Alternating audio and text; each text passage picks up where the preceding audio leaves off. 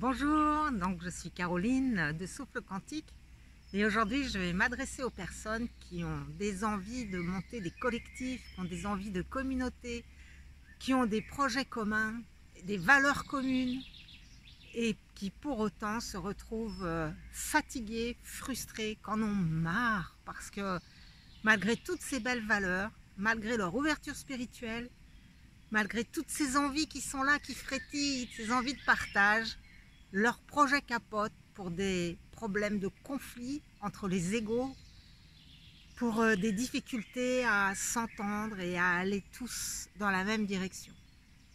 Et il y a vraiment beaucoup de...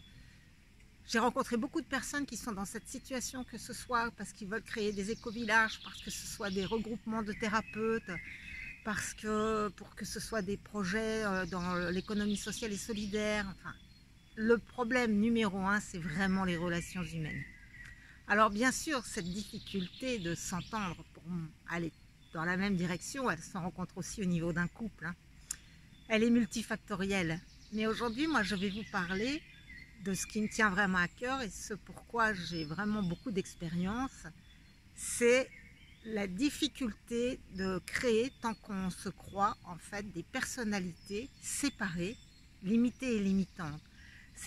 La métaphore, c'est comme si en fait un groupe qui fonctionne uniquement à partir de cette croyance et de cette manière de faire, c'est comme un très beau bouquet de fleurs. Alors chacun est une fleur magnifique, il peut y avoir une pivoine qui est à côté d'une orchidée, chacun dans sa sphère est parfait. Mais si il n'a pas la conscience qu'en fait il est relié à plus grand que lui, c'est-à-dire s'il n'a pas, comme la fleur, en fait, quand elle est enracinée dans la terre, cette conscience d'être relié à un champ de conscience plus vaste qui le nourrit, eh bien c'est comme un bouquet de fleurs. Ça finit par faner, même quand c'est magnifique au départ. Et pourquoi je vous fais ces vidéos dans la nature? Eh bien c'est parce qu'elles nous rappellent ce sentiment d'appartenance. Quand on voit derrière moi ce genêt avec ses fleurs jaunes, notre inconscient sait qu'il est relié à ses feuilles, à ses branches, à ses racines. Et ces racines sont elles-mêmes toutes dans la même terre. Toute cette forêt qui est autour de moi est nourrie par la même terre, le même air, la même eau. Et c'est ça qui en crée la beauté dans sa diversité. Donc comment ça se passe en fait au niveau d'un groupe? Eh bien, avant toute chose, le besoin premier pour éviter que chacun entre dans sa sphère individuelle et égotique, c'est d'avoir cette conscience qu'on est tous reliés à un champ génératif, à un champ informationnel, à un champ de conscience pure, à l'univers, à Dieu, peu importe le nom qu'on va lui donner. L'intention, c'est vraiment de se relier à cette source unicitaire. Et cette source unicitaire ne se contacte pas à partir de notre mental et des fréquences du mental. Elle se contacte à partir d'une fréquence de silence. Et c'est une expérience, ça ne peut pas être partagé en vidéo. Les vidéos, tout ce que je partage sur le net, ce n'est que de l'information. Et l'information, elle entre au niveau de notre tête, elle entre au niveau de notre mental. Mais tant qu'elle n'est pas vécue dans le corps, tant qu'elle n'est pas une expérience, eh bien ça reste un vœu pieux, mais ce n'est pas transmissible. Par contre, ce que je peux vous dire par vidéo, c'est qu'est-ce que ça apporte? Eh bien, ça apporte que chacun se sent à sa place.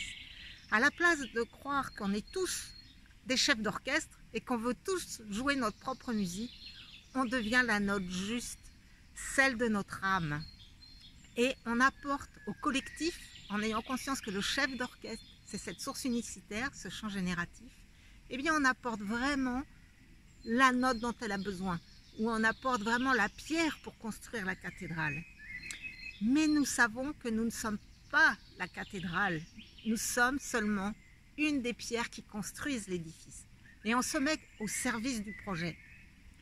Et au service du projet qui est déjà, on va dire, créé dans l'invisible, dont nous ne connaissons pas en fait la forme parfaite, parce que c'est bien au-delà de nos connaissances individuelles. Et ça crée également un leadership partagé. Parce que j'ai vu des groupes là récemment qui fonctionnent en disant on ne veut plus de leader. Oui, ok, on ne veut plus de leader. et bien du coup ça patauge et on passe 3 heures pour faire une réunion qui aurait pu être bouclée en une demi-heure. Oui, il y a besoin d'un leadership, mais ce leadership, il n'est pas pyramidal. C'est à un moment, dans la soirée, pour un projet très particulier, il y a une personne qui a soit la vision, qui a les informations qui lui arrivent, qui a les compétences. Et chacun, en fait, quand on est dans cette conscience de l'unité, les reconnaît et se met alors au service de cette personne qui a les informations. Et puis une demi-heure plus tard, ou pour un autre projet, ou le lendemain, c'est une autre personne qui aura le leadership. Mais si tout le monde veut contrôler et avoir les connaissances de l'ensemble, ça devient chaotique. Et en fait, ce qui se passe quand on œuvre à partir de ce champ génératif, eh bien on remet de l'ordre dans nos physiologies, de l'ordre dans le groupe. Et j'ai vu fonctionner vraiment beaucoup de groupes ainsi, et c'est à chaque fois merveilleux. C'est comme ça que je fonctionne dans mon couple. J'ai vu une école fonctionner comme ça au Costa Rica. J'ai animé des séminaires avec ce fonctionnement. Et à chaque fois, je peux vous assurer que nous sommes babas, ébahis, époustouflés par ce qui émerge comme possibilité, résultat et facilité d'exécution. Donc, si jamais vous avez envie d'en savoir plus, si vous avez envie de goûter à cette manière d'œuvrer maintenant ensemble, n'hésitez pas à me contacter. Je propose des rencontres d'une demi-heure gratuites afin de vous faire goûter ce processus et que l'on voit ensemble si mes accompagnements peuvent répondre à votre besoin pour aller vers ce saut de conscience à laquelle votre âme vous appelle en ce moment, et c'est le cas pour beaucoup d'entre nous qui ont des envies incroyables, une humanité et un cœur grand comme ça, et qui pourtant sont encore coincés parce que toutes les belles valeurs sont encore un peu dans la tête et pas complètement intégrées au niveau du cœur. Je vous embrasse.